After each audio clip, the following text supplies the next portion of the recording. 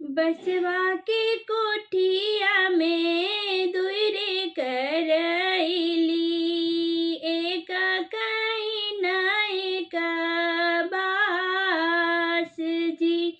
बसवा के कोठिया में दुइरे करैली, एक कहीं ना एक बास। माता की गोदिया में दुइरे बालकवा, एक बहिनी एक भाई रे। माता के कोखिया में दुइरे बालकवा, एक बहिनी एक भाई जी।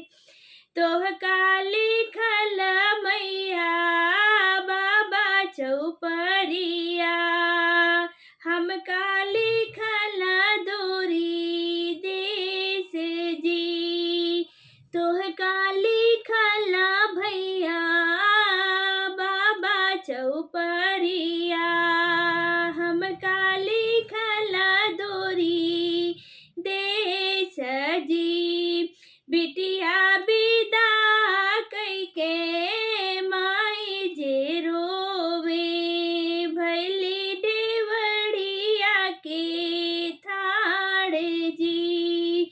बिटिया विदाई कइके माई जे रोवे, भैली देवड़िया के थाड़ जी।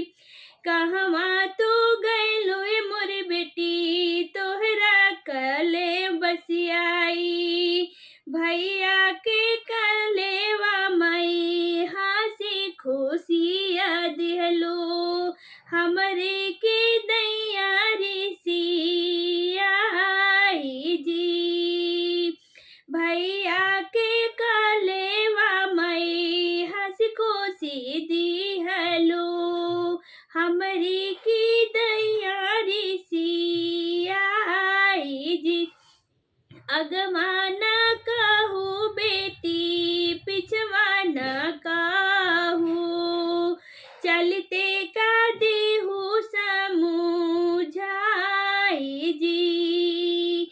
घर में से निकले हैं पापा कवन रामा, सोना धनिया राजहाँ मारे जी। बिटिया विदाई कइके पातो जेलइबे,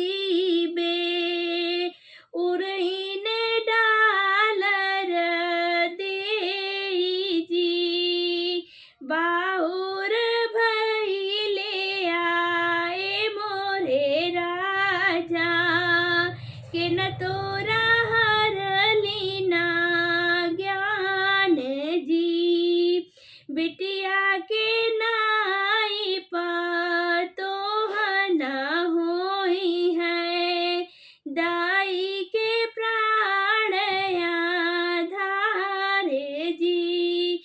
बसवा के कोठिया में दुइरे करैली, एक कहीं ना एक बास जी।